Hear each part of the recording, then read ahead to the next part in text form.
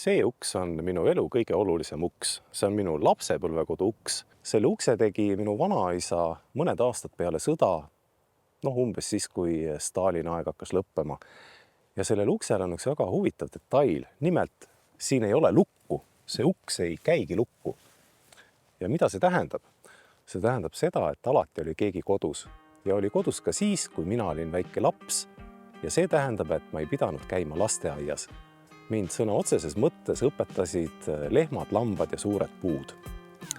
Ja üks minu ilusamaid mälestusi on see, kui sa oled selline 4-5 aastane, on ilus suvepäev, kummel lõhnab murus. Sa lükkad selle ukse lahti, trepi peal on juba kass ja koer, kes sind ootavad.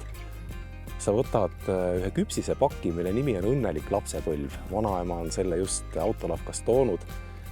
Ja siis annad ühe küpsise koerale ja ühe kassile ja ühe võtad endale ja kõik on suured sõbrad, nagu selles samas lätlaste animafilmis, mis just äsja Oscari sai. Tegelikult on selle ukse sees 2 ust. Üks on koduuks ja teine on uks vabadusse, uks loodusesse. Ja ma soovin, et kõikidel inimestel elus oleks vähemalt üks uks, kus ühel pool on vabadus ja selja taga tema kodu. Sellepärast see uks ongi roheline, et see on minu jaoks olnud uks loodusesse.